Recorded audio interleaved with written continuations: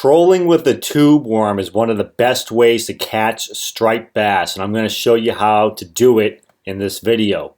This corkscrewing action as the tube moves through the water and the odor that you get from having an actual sea worm on the end of the hook is what attracts the striped bass to this lure. You want to have about 80 to 100 feet of line behind your kayak or your boat while you're trolling. And in order to do this, you need to tie two lines together so that way you know when you've hit the 80 or 100 foot mark. So you want to get two lines that are both different colors. One has to be clear mono because clear mono disappears very well in the water. This is the line that's actually going to be attached to the tube.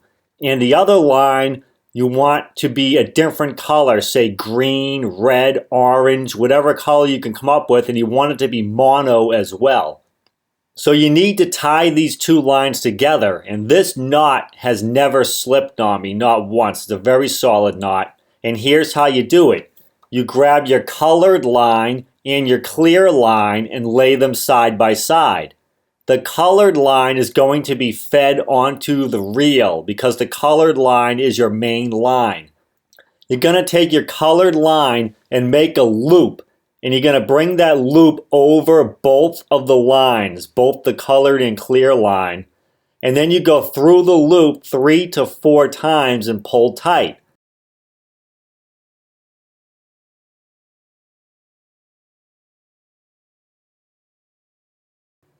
Then you do the same thing with the other line. You take the clear mono, make a loop, go over both lines with the loop, then go through the loop 3 to 4 times and pull tight.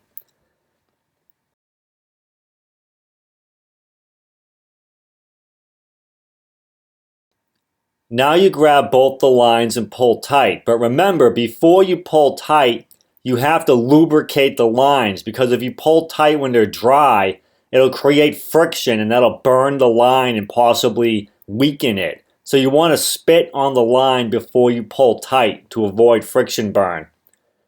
So from here you just trim the excess line off and now you have a solid knot. Both of these are tied together and they won't come loose.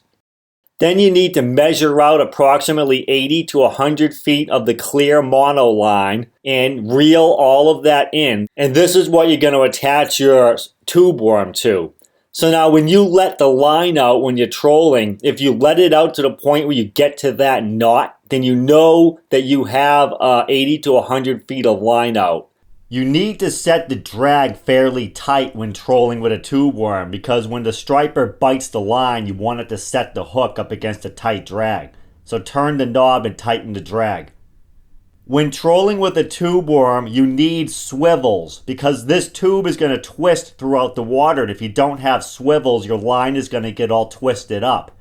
When storing your tube worms, you want to tie a knot in the middle because when you undo that knot, it's going to have some memory from it. And this is what's going to give the worm its corkscrewing action as it's moving through the water.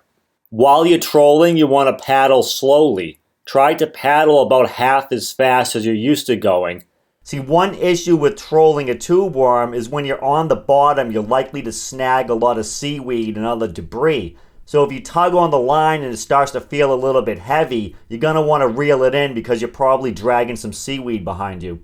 As you're trolling with your tube worm, look for structure. This is where striped bass are likely to be. You want to troll over rocks, near shipwrecks, near piers, areas with underwater sea plants like eelgrass. Anywhere a striped bass can hide is where you want to troll.